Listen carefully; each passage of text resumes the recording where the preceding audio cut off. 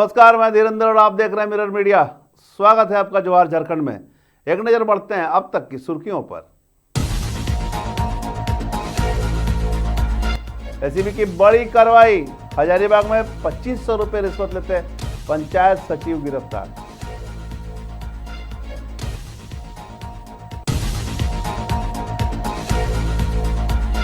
DVC quarter पर ताले से बढ़ी तकरार, पंचायत में भाजपा का प्रबंधन के खिलाफ हल्ला बोल।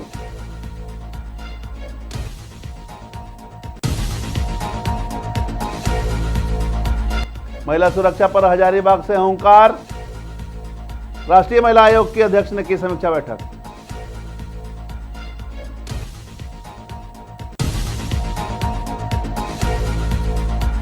साहेबगंज में आर्थिक नाकेबंदी का अल्टीमेटम, 16 जनवरी से थमेगी रेलवे की माल ढुलाई।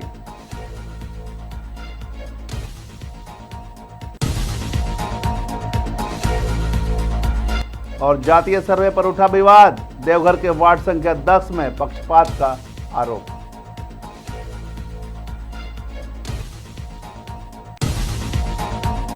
और अब खबरें विस्तार से। हजारीबाग में भ्रष्टाचार के खिलाफ एसीबी ने एक बार फिर बड़ी कार्रवाई की है। प्रधानमंत्री आवास योजना की किस्त जारी करने के नाम पर लाभुक से रिश्वत मांग रहे हुआक पंचायत के पंचायत सचिव प्रभु नारायण सिंह को एसीबी की टीम ने रंगे हाथ गिरफ्तार किया है। सचिव ने किस्त के बदले 10,000 की मांग की थी, लेकिन 2500 रुपए लेते हुए धर दबोचे गए। पूरा मामला हुबाग निवासी मोहम्मद अलीजान अंसारी की शिकायत से जुड़ा है। अलीजान को प्रधानमंत्री आवास स्वीकृत हुआ था, लेकिन पंचायत सचिव प्रभु नारायण सिंह पैसे के लिए उनकी किस्त को लटकाए हुए थे।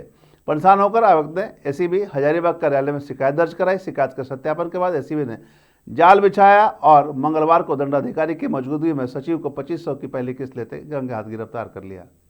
इस गिरफ्तारी के बाद से ब्लॉक कार्यालयों में हड़कंप मचा हुआ है।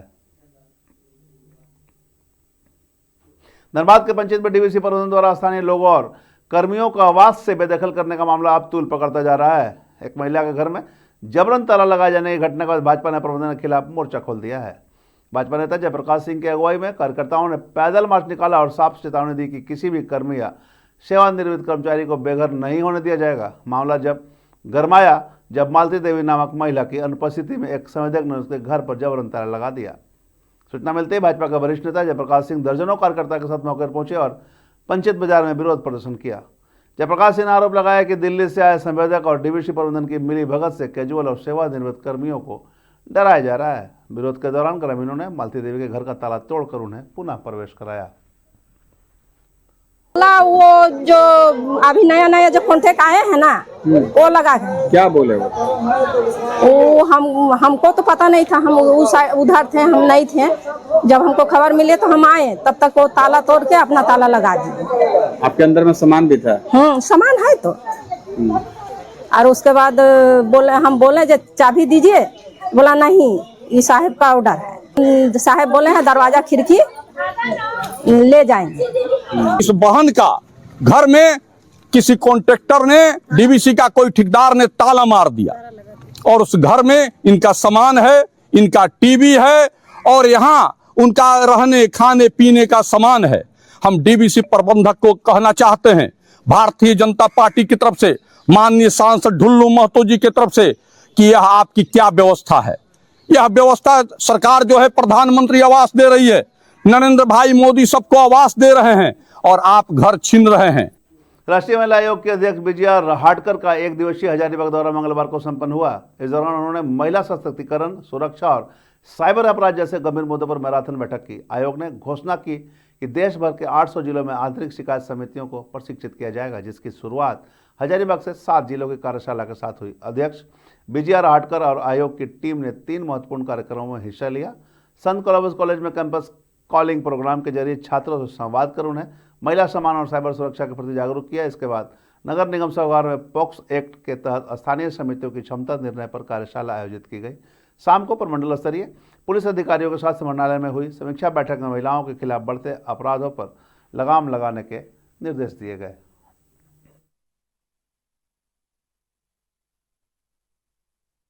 राष्ट्रीय महिला आयोग का हजारीबाग में प्रवास हो रहा है।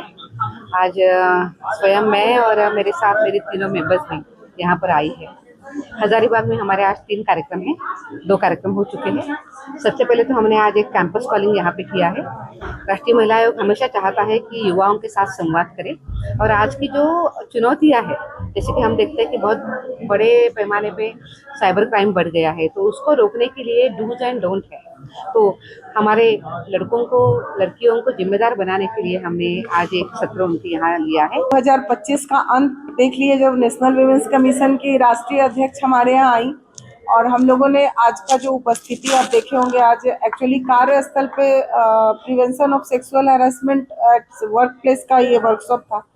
तो यहाँ हम लोगों ने कमिश्नरी लेवल पे जितना भी लोकल कमेटी गठित है उसके मेंबर्स थे, प्लस जो सरकारी ऑफिसेज हो या प्राइवेट फर्म्स हो उसके जो इंटरनल कमेटी है उसके भी मेंबर्स यहाँ उपस्थित थे। यहाँ लगभग 250 लोग प्रेजेंट होकर आज के वर्कशॉप में पार्टिसिपेट किए। तो इनका जो उत्साह था, आज का उपस्थिति था, उसको देखकर लग रहा है कि महिलाएं बहुत तेजी से आगे बढ़ रही हैं। साहिबगंज में रेलवे ओवरब्रिज निर्माण की मांग को लेकर आंदोलन की रणनीति तैयार कर ली गई है। झारखंड मुक्ति मोर्चा के केंद्रीय सचिव सह प्रवक्ता पंकज मिश्रा के आवासीय कार्यालय में हुई व्यवसायियों की अहम बैठक में यह निर्णय लिया गया कि 15 जनवरी तक पूर्वी और पश्चिमी फाटक पर आरओबी के टेंडर की प्रक्रिया शुरू नहीं हुई तो 16 जनवरी से साहिबगंज और पाकुड़ में रेलवे की माल ढुलाई पूरी तरह ठप कर दी जाएगी। साहिबगंज के विकास और यातायात की समस्या को देखते हुए जिले के व्यवसायियों ने अब आर पार की जंग का ऐलान कर दिया है। जेएमएम नेता पंकज मिश्रा की अगुवाई में हुई इस बैठक में सर्वसम्मति से आर्थिक नाकाबंदी का फैसला लिया गया है। व्यवसायियों का कहना है कि रेलवे फाटक के कारण शहर की रफ्तार रुक जाती है, जिससे व्यापार और आम जनजीवन प्रभावित हो रहा है। उन्होंने चेतावनी दी है कि जब तक आरओबी निर्माण का कार्य धरातल पर शुरू नहीं होगा तब तक माल की ढुलाई नहीं होने दी जाएगी। सब लोग दलगत भावना से ऊपर उठकर इसको सफल बनाएं ताकि साहिबगंज का विकास हो। हमारी मांगे हैं, जो पश्चिमी फाटक पूर्वी फाटक को तत्काल 15 के पहले टेंडर निकाल दिया जाए, कुछ ट्रेन मांग दिया जाए, और कुछ मांग है जो बाद में भी हो सकता है, लेकिन इस शून्यता की स्थिति में हम 16 तारीख से रेलवे ट्रैक से माल नहीं जाने देंगे। पत्थर व्यवसायी अपना क्रेशर चलाएंगे, माइन चलाएंगे, पत्थर का व्यवसाय करेंगे, पत्थर बेचेंगे, ट्रकों के माध्यम से बेचेंगे, लेकिन रेल के द्वारा नहीं जाएगा। कि रेलवे के क्या नुकसान होगा वो रेलवे आकलन करे। हमारे व्यवसायियों को नुकसान होगा तो हमारा विकास के मुद्दे पे जो इनका डिमांड, जो आंदोलन है, हम लोग नैतिक मोरली सब तरह समर्थन करते हैं। क्योंकि साहिबगंज जिला वर्षों से उपकृत है। इनके पहल पर उपायुक्त महोदय की पहली बार डीआरएम साहब की बैठक हुई। इसमें डीआरएम साहब, एसपी साहब, मिश्रा जी, सभी लोग उपस्थित थे। अब विकास के मुद्दा पर काफ़ी विस्तृत विचार विमर्श हुआ है। उस सरजमीन पर उतरे, इसलिए सभी पत्थर व्यवसायी हम लोग इनको धन्यवाद देने आए हैं। अब भविष्य में जो होगा हम लोग इनका साथ रहेंगे, क्योंकि मुद्दा विकास का है। के लिए हम लोग सामूहिक रूप से जितने व्यवसायिक वर्ग के लोग हैं, आज पंकज भैया के नेतृत्व में विकास के लिए जो हम लोग रेलवे से मांग किए हैं, जो यहाँ का बहुत प्रतीक्षा लोग यहाँ का लोग किया और बहुत कष्ट में जीवन जिया है, उसको हम लोग यहाँ की आवश्यकता को देखते हुए देवघर नगर निगम के वार्ड संख्या 10 में कराए गए जातीय सर्वे को लेकर अब विरोध के सुर तेज हो गए हैं। स्थानीय समाजसेवी संजय बनर्जी ने सर्वे प्रक्रिया पर गंभीर सवाल खड़ा करते हुए प्रशासन से दोबारा सर्वे कराने की मांग की है। आरोप लगाया कि सर्वे घर घर जाकर करने के बजाय केवल कागजों पर पूरा किया गया है, जिससे निर्वाचन की आरक्षित श्रेणी प्रभावित हुई है। समाजसेवी संजय बनर्जी का आरोप है कि वार्ड 10 में बीएलओ के रूप में कार्यरत व्यक्ति पूर्व पार्षद के पति हैं, जिससे सर्वे की निष्पक्षता संदिग्ध हो गई है। उन्होंने दावा किया कि वास्तविक डेटा के अभाव में इस वार्ड को ओबीसी आरक्षित घोषित कर दिया गया है, जबकि जनसंख्या के आधार पर इसे जनरल सीट होना चाहिए। वार्डवासियों ने इस संबंध में जनता दरबार में भी गुहार लगाई ताकि चुनाव से पहले वास्तविक सामाजिक स्थिति स्पष्ट हो सके।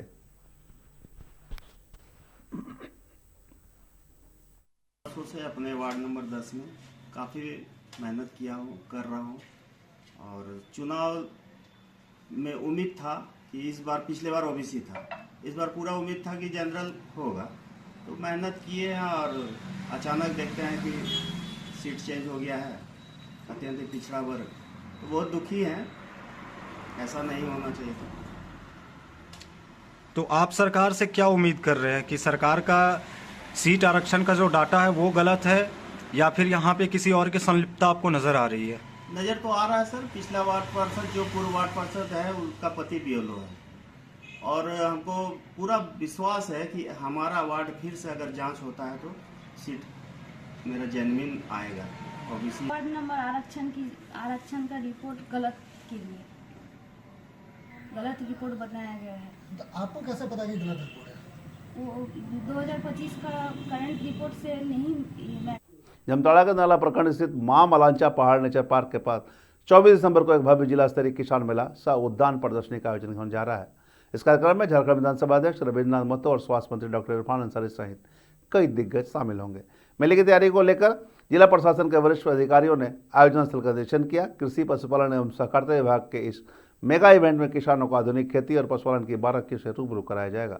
मेले में विभिन्न विभागों के स्टॉल लगाए जाएंगे, जहां किसानों को सरकारी योजनाओं की जानकारी के साथ साथ मत्स्य पालन और भूमि संरक्षण के उन्नत तरीकों के बारे में बताया जाएगा। उप विकास आयुक्त निरंजन कुमार और जिला कृषि पदाधिकारी ने स्थल का निरीक्षण कर सुरक्षा और सुविधाओं के पुख्ता इंतजाम करने के निर्देश दिए। बाघमारा के पोलो ग्राउंड में मंगलवार को सांसद खेल महोत्सव का भव्य समापन हुआ। खेल का आयोजन खेलो इंडिया, फिट इंडिया और युवा फॉर विकसित भारत अभियान के द्वारा किया गया। गिरिडीह लोकसभा क्षेत्र में आयोजित इस महोत्सव में फुटबॉल, क्रिकेट, वॉलीबॉल, हॉकी और मैराथन सहित कई खेल प्रतियोगिताएं आयोजित हुई, जिसमें बड़ी संख्या में युवाओं और खिलाड़ियों ने उत्साहपूर्वक भाग लिया।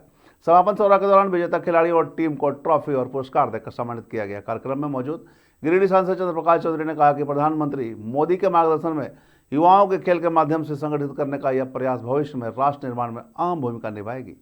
वहीं बाघमारा विधायक सतुल महतो ने कहा कि सांसद खेल महोत्सव के ग्रामीण क्षेत्र के खिलाड़ियों को पहचान और सम्मान मिल रही है।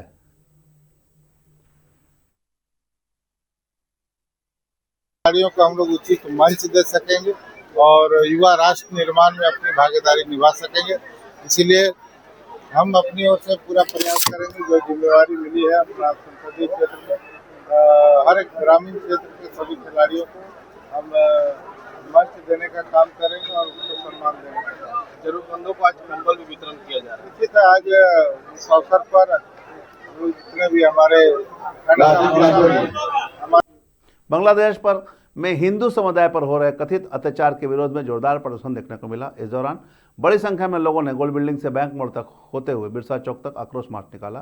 प्रदर्शन के दौरान हाथों में तख्तियां लेकर लोगों ने बांग्लादेश सरकार के खिलाफ नारेबाजी की।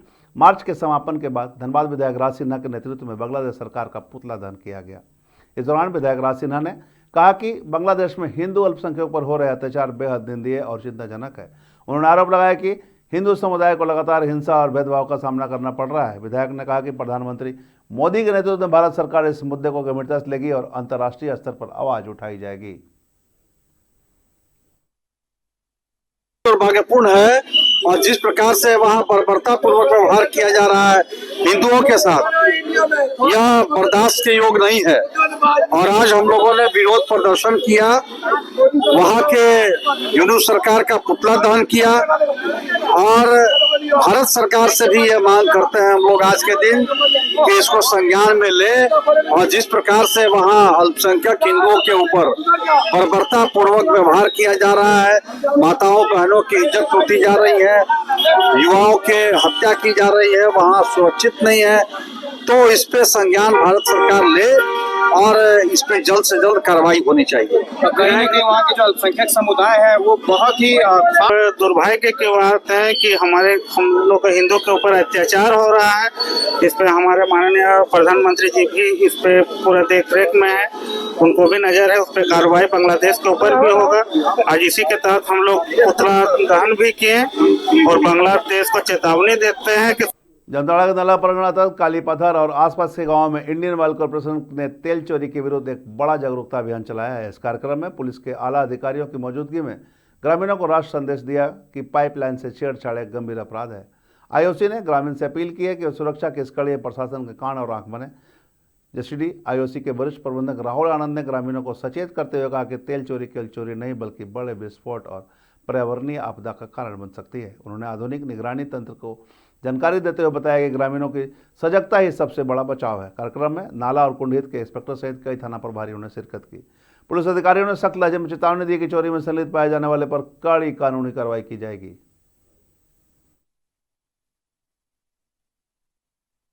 कार्यक्रम में कालीपत्थर गांव में आया हूं और मैं बताना चाहूँगा कि जो पाइपलाइन की जो सुरक्षा है वो हम सबकी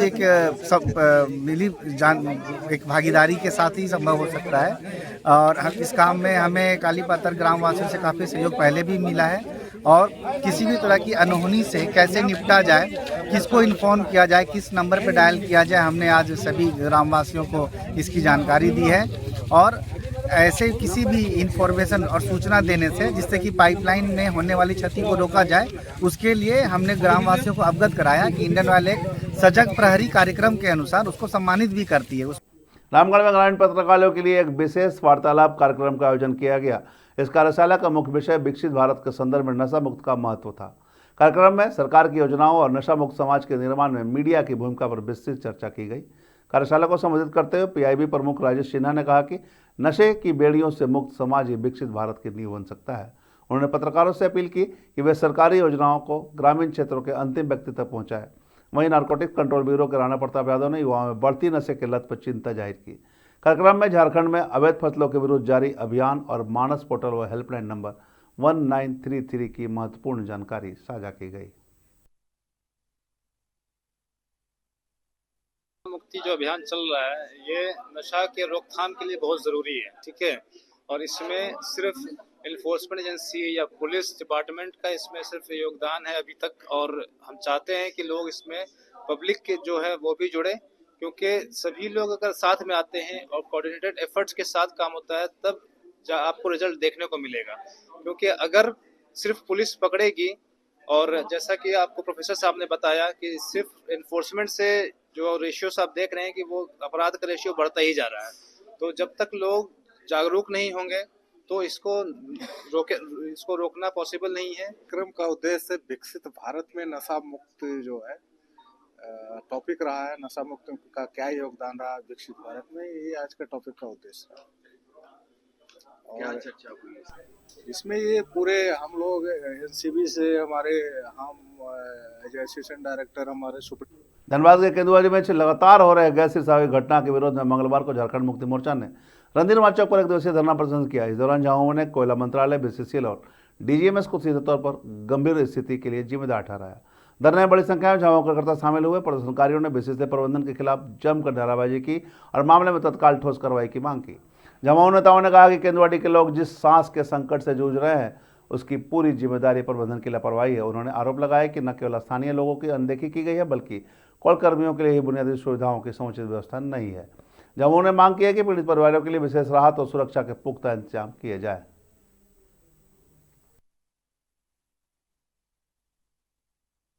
को भी स्थापित होने के लिए बोला जाएगा, तो ये बहुत ही दुर्भाग्यपूर्ण स्थिति हम लोग के लिए आकर खड़ा हो गया है। इसलिए आज हम लोग सब बहुत ही उद्वेलित और क्रोधित हैं बीसीसीएल प्रबंधन के खिलाफ। हम लोग को देखिए कहना ये है कि बीसीसीएल का राइट है कि कोयला का उत्खनन करे, लेकिन कोयला लिफ्टिंग ही उसका राइट है।